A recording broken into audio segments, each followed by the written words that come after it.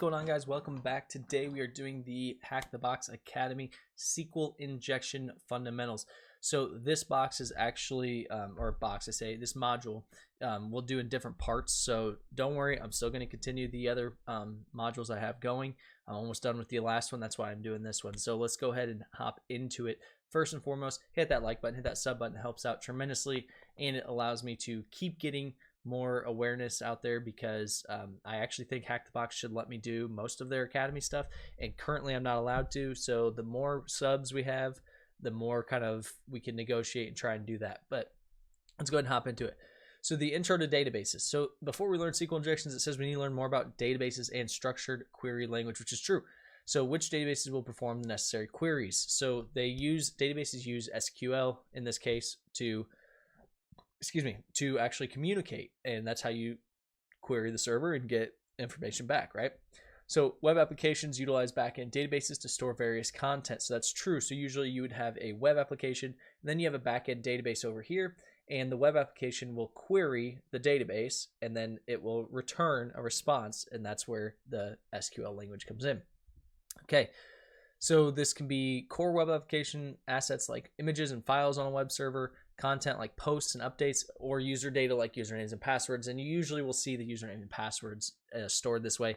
And the main reason is because the username and passwords are stored somewhere else inside the network or behind a firewall, and then the web application is presented to you. So there are many different types of databases, each with its particular type of use. Traditionally, an application used file database, which was very slow. So that was just a file, just files stored.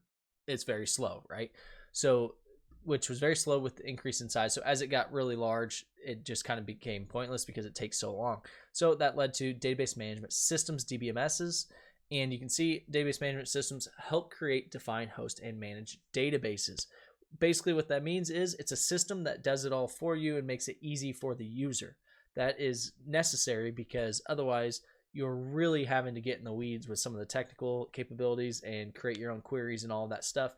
DBMSs can actually do the queries for you if need be.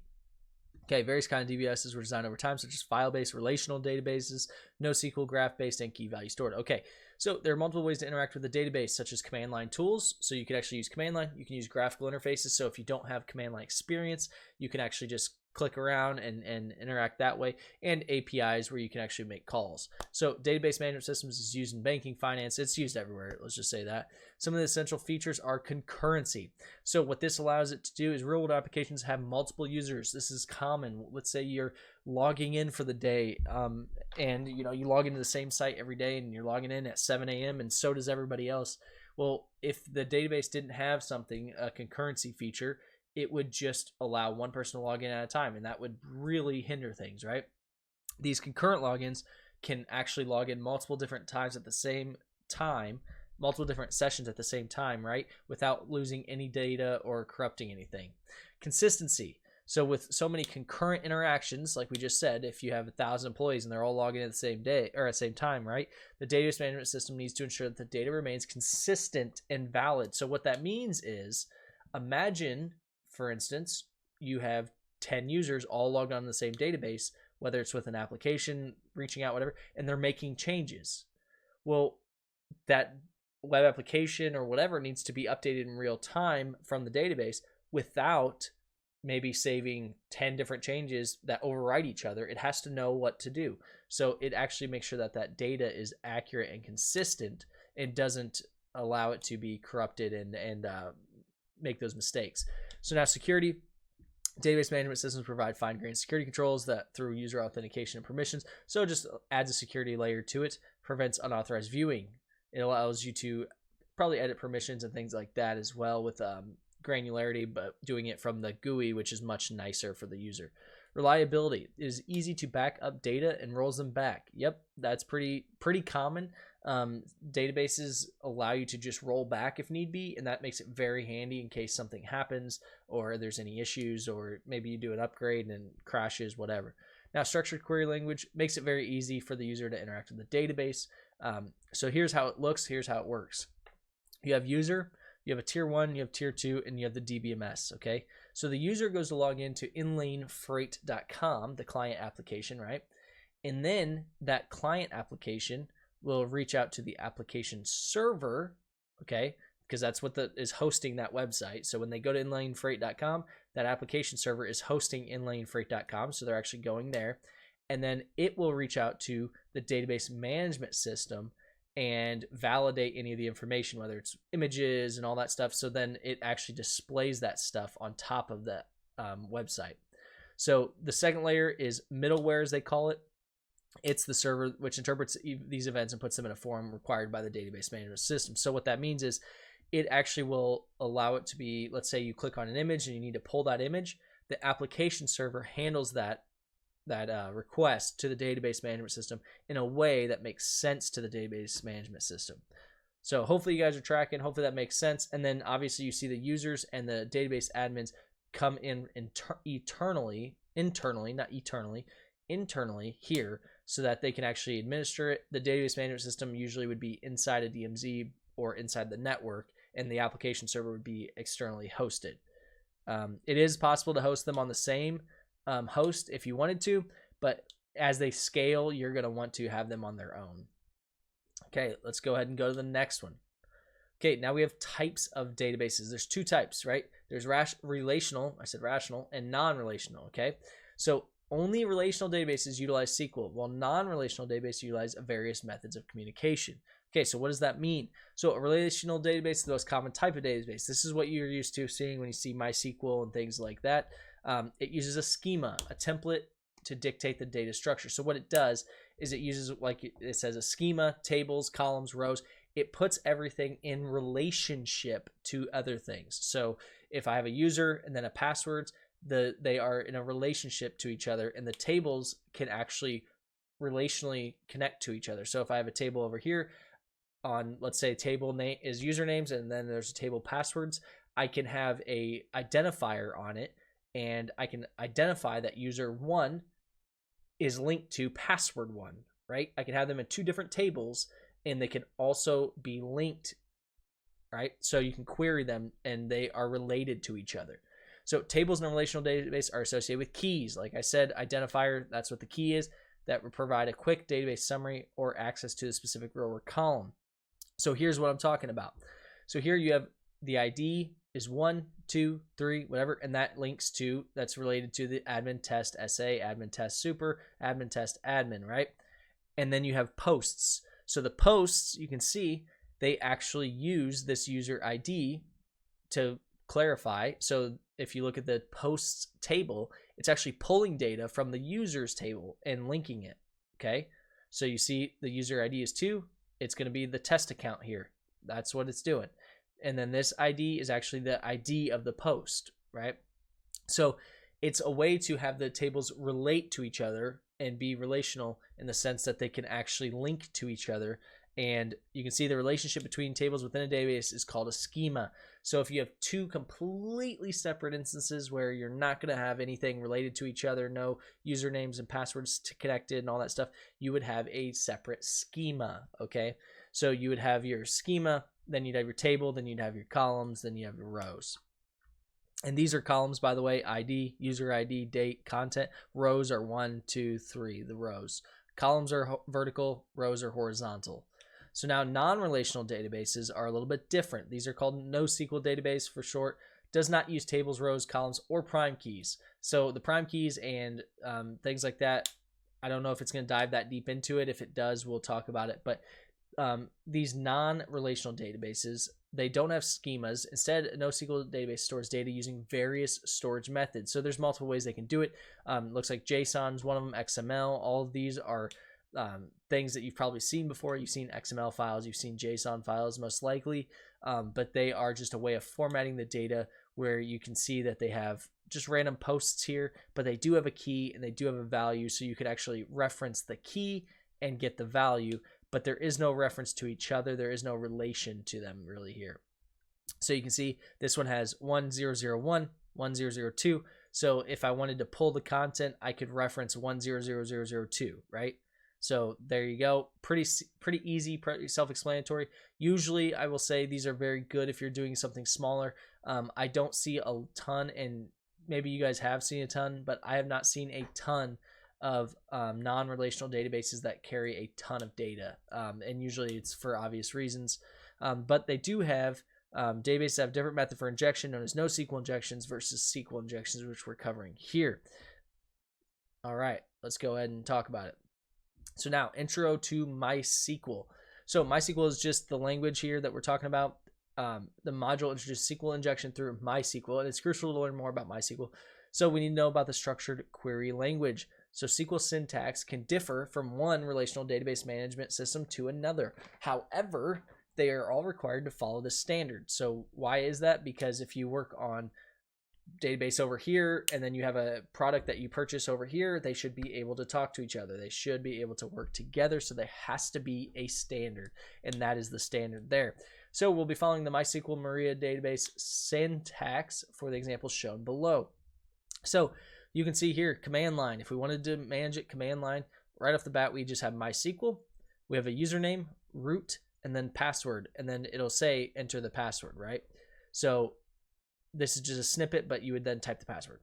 Now, if you wanted to, you could say MySQL tac root and then P and then actually type the password, but this is more common practice because then it doesn't show on the command. It just asks you for it. All right. And then you can see the syntax is a little different. There should be no space here in between the two.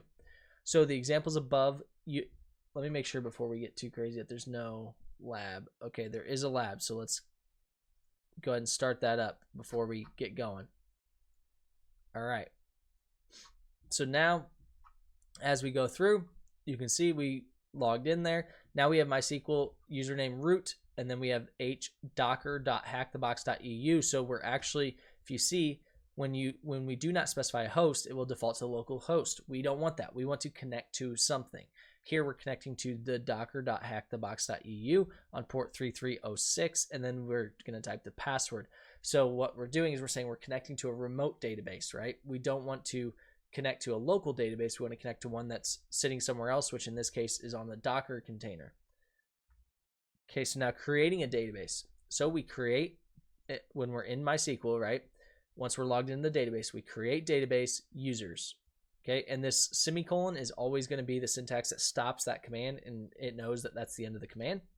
Now you can see when we go to show databases, we actually get the one that says users right here. There's nothing in it right now, but we can say use users. Once we say use users, and you can see SQL statements are not case sensitive. That's important to note. You don't have to use. It's just a lot of people that have used SQL for a while probably you'll see older guys using the capitals, but you don't have to in this case. So it is good practice to specify statements in uppercase to avoid confusion, right? So now we have tables, so we can actually create a table if we wanted to, and we could say create table logins. That's the table, right? But then we have to specify the fields that we're going to put in there, the rows, right? Or the columns, excuse me. So in this case, we're going to put ID, and we're going to tell it what kind of character we need in there, right? It has to have what type of data is going to be in there. In this case, it's going to be an integer in the column. The username is variable characters, right? And then it's 100 is the username. Okay, so it can be up to 100 characters long, which is very long. Password is characters, but it's going to be up to 100 characters. And then date of joining. So that's going to be the date time. So when they actually create this, that's going to be the date time in there, right? So that's just telling it what type of data is going to go in there. There's still no data in there yet, but that's telling it what type. Okay. So now we say create table, logins. And then here we go. This is what it looks like. ID integer, username variable, blah, blah, blah, blah, blah. And then you have to close it out. You have to say, okay, I'm done, right? SQL queries above create a table named logins with 4 columns. Yep, 4 columns. The first column, ID, is an integer. So you can see show tables. You have the logins here, but there's nothing in it. So when they describe logins, look, there's nothing in it. It's just going to tell you that the ID requires an integer, these require characters, and this requires date time, right? There's nothing there that any data in there yet. So now within the create table query, so within this right here, create table query, there are many properties that can be set. We talked about that. So one of them is integer, right? That's going to be your integer, a number, right? Now in this case, they're saying ID integer cannot be null, and it's going to auto increment, meaning it's going to start at 1, go 2, go 3, go 4, go 5, go 6, 7, 8, 9. So that's how you get that primary key. Now, the not null constraint ensures that a particular column is never left empty, i.e. requires a field. We can also use the unique constraint. So you can say here for variable characters, unique and can't be null. So what that means is pretty simple. It just means that the username has to be unique, so they can't have the same username as someone else, and it cannot be nothing. Okay. So now another important keyword is the default keyword, which is used to specify the default value. For example, within date of joining, we can set the default to now. So the default, that means if we don't specify a specific time, it will default to now, right? Which returns the current date and time. Now the primary ID or primary key is ID here. What that means is any place else we want to actually reference this whatever, whether it's the name, the password, whatever, the primary key is the identifier, which is that auto increment, the 1, 2, 3, 4, 5, 6, whatever, right? The reason you do that is because when you reference it later, or if you ever reference it in some other database, or some other table, you need to have something that is the primary key that will always identify it. Because the username could change 100 times, but that primary key is not going to change, right? Okay, the final create table query will be as follows. So create table, logins, ID, integer, not null. We want to auto increment, right? We want the username characters, unique, not null, meaning we want the same, or we don't want it to be used again. We want it to be different username every time. Then not null here, we're saying we need a password and it has to be 100 characters. So if you did 101 characters, it's not going to take it, right? And then date of joining, we want that now. And then we want the primary key to be the ID. So this ID, this 1, 2, 3, 4, 5, 6, 7, whatever, will be the primary key that we can reference later. Okay, so now let's say connect to the database using the MySQL client for the command line, using the show database command to list the database. What is the name of the first database? Okay, so right off the bat, pretty easy stuff. If I could find for some reason my mouse is not here. Let's full screen it just because I can't get my mouse to work there. Okay, so for some reason my mouse wouldn't work. So all we have to do is go up here and look at it. It'll tell you, if you just follow exactly what they said, we're going to say MySQL, and then we're going to use the username and password, and then the port and the TAC H for the host, right? So connect to the database. So it looks like the root user is root and the password is password, and then there's the port. So what we're going to do is we're going to say MySQL, right? TAC user, root, and then TAC P, but we want to leave the TAC P for now. So we're going to say TAC H, and then we need the IP address, which is 83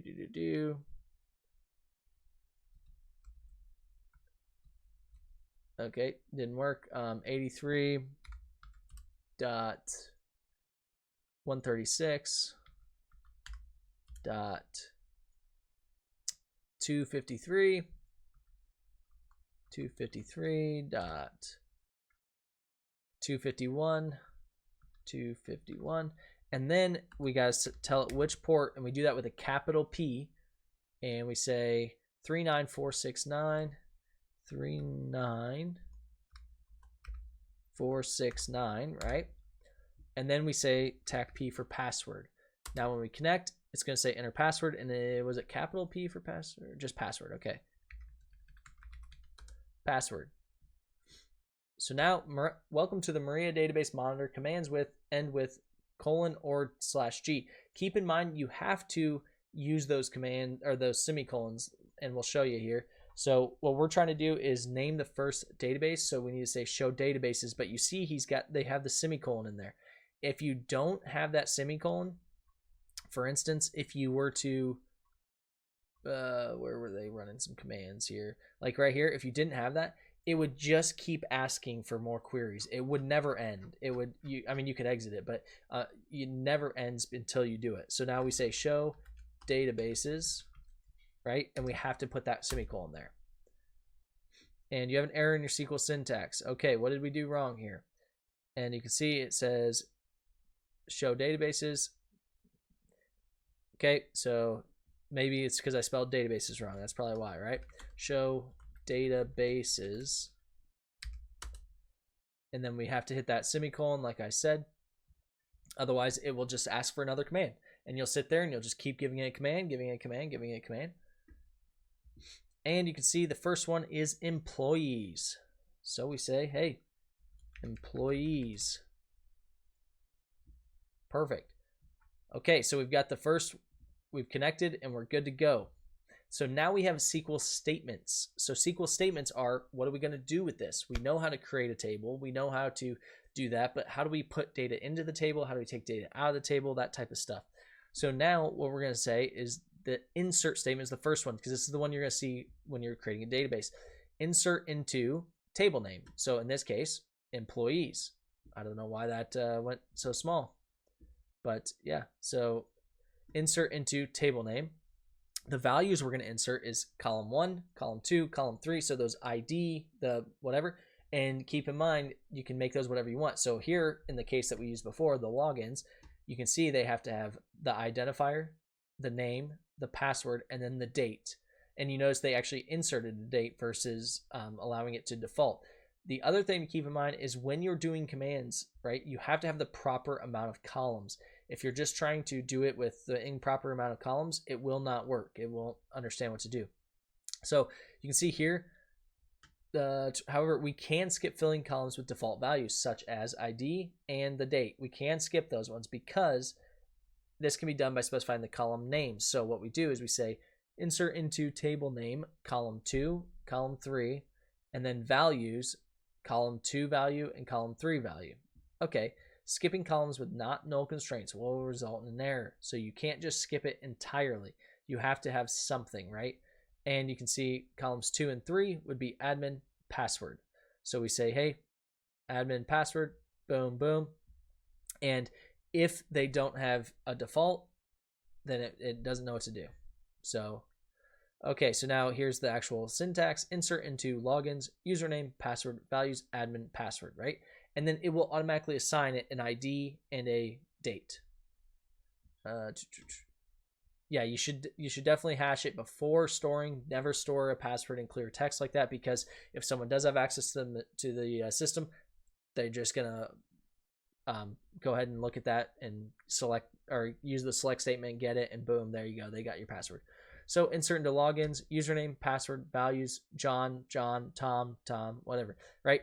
See how they can just keep adding. So if you had an entire list of username and passwords, maybe you sync once a day, whatever, you could have this going and you could just keep doing it, right?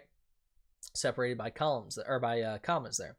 Now the select statement, this is one that you're going to see when you're using SQL injection. A lot of times you're wanting to get information from the database, not necessarily put data into it at this time anyway. But you can say, now that we have inserted data into the tables, let's see how to retrieve the selected data. So we say select everything from table name. Well, in our case, employees would be the table name I'm worried about, right? So we'd say select everything from the employees table, and it would print out the entire table to me. Now, that's why this select everything, that's why that asterisk is a wildcard. So it says select everything. The from keyword is used to denote the table to select it from. It is possible to select from specific columns, right? So you can say select column 1, column 2. I only want to see ID and username from the table name employees here or logins here. And you can see if you do everything, you get ID, username, password, date of joining. Here, if you just did the username and password fields, you get username, password, right? We just asked for the username, password. We don't care about the ID or the date of joining in this case, right? Now, if you want to get rid of a table, delete it, you drop the table, logins, and then you can say show tables and look, boom, it's gone. It's that easy. Now, alter the table. So this is to, instead of insert data or drop data, delete data, you want to alter something that's already there. So you just say alter table logins, right? Because the table itself is logins in this, or employees in that case.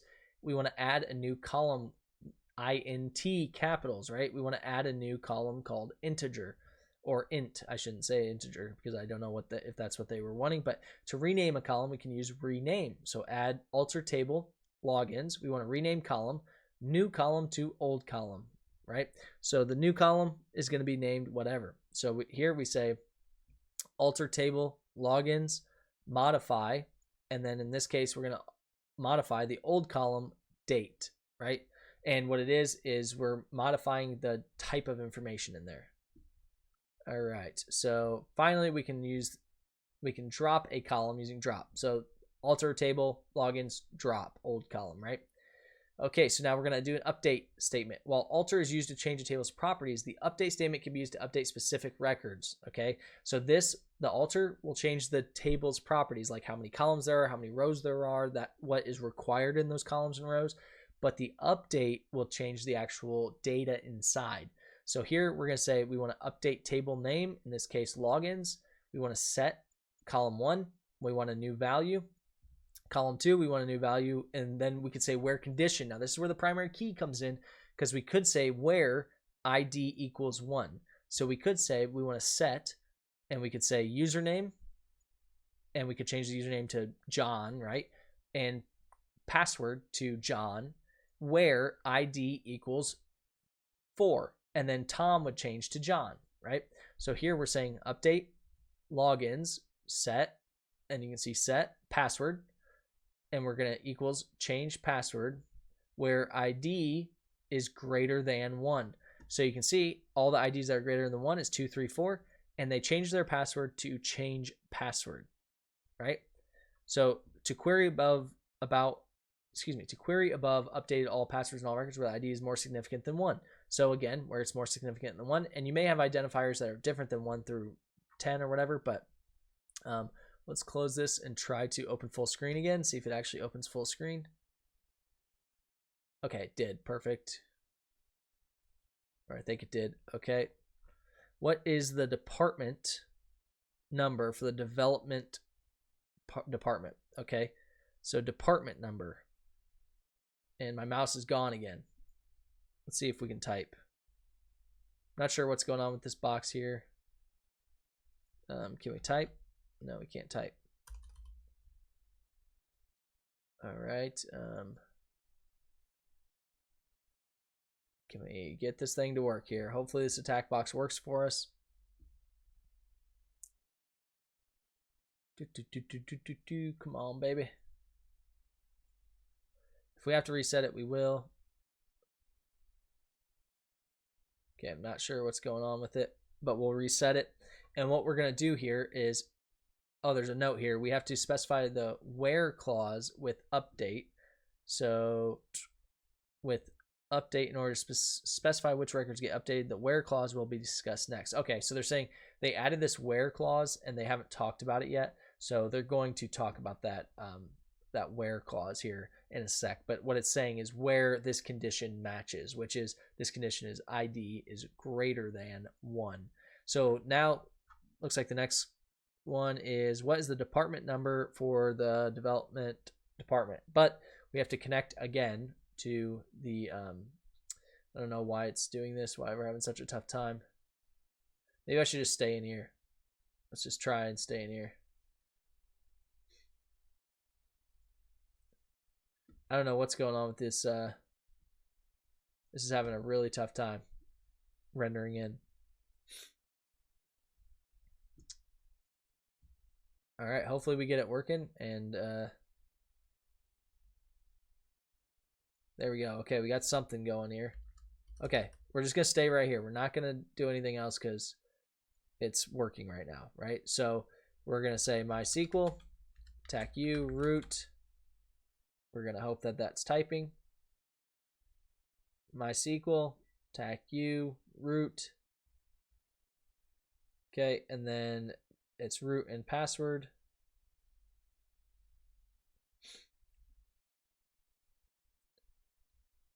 Okay, attack U, root, and then we're gonna say from here we're going to, okay, we got a little something happening. 83.136.253.251, and then we're gonna say capital P 39469, and then lowercase p for password. Come on, baby. This thing's struggling. We hit enter. Enter password, and it's just password. Okay, we're in. We're in. Now we can say show databases. Hit enter, and we're right back to where we were. Now, was the department number for the development department? I'm not actually sure if. No, I'm not sure if I'm even typing right now, honestly. Oh, okay. So there we go.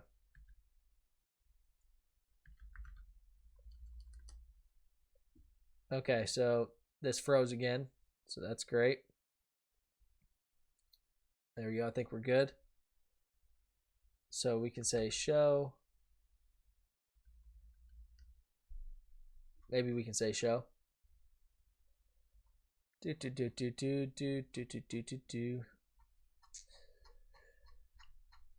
right. So hopefully this works, but we're gonna say select. Okay, it did actually kind of work. Select everything from employees, and we're hoping that that's the correct database. All right, don't worry, we'll get there. We'll get there. Hacking's never been fast, right? I typed it. Now I'm just not sure if it's actually working. Okay. Select everything from employees. We'll see if that worked. We'll see what it prints out. And I'm not even sure what it's asking us. No database selected. Oh, I didn't select the database, which is... No, I did select the database. What the heck? Unless I spelled it wrong again, which wouldn't surprise me. Yeah, I literally selected it from the database. So select from employees. Okay, so select everything from employees. Maybe you guys see, maybe I misspelled something. There, I did. Let's see.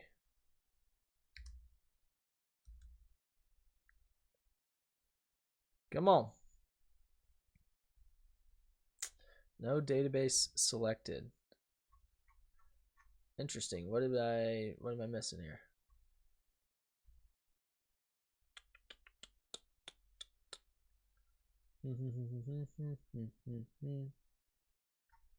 Oh, I'm not selecting the database. That's why. So we'll say use employees. I was looking at the tables, not the actual databases. Okay, so now we can say, well, now we gotta actually see,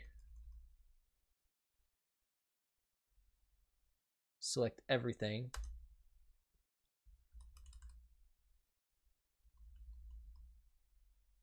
Man, it is tough typing on this thing, I'll tell you that. So let's just see if we can select everything. And see how right there I didn't put the semicolon, so it asked me for the next thing. So show tables. If you don't put that semicolon, it will not work.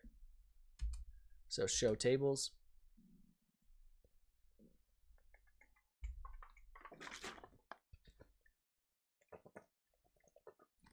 There's our tables.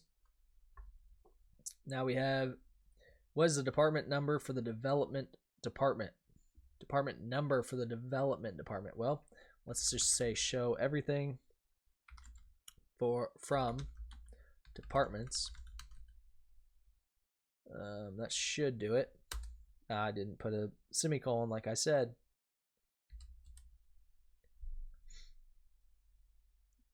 Come on.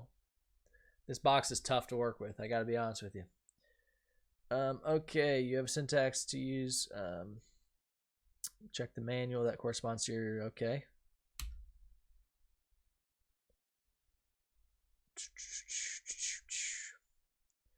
What do we have syntax issue wise?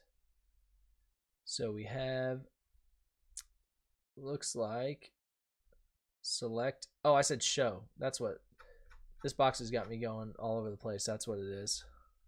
Select everything from departments. All right.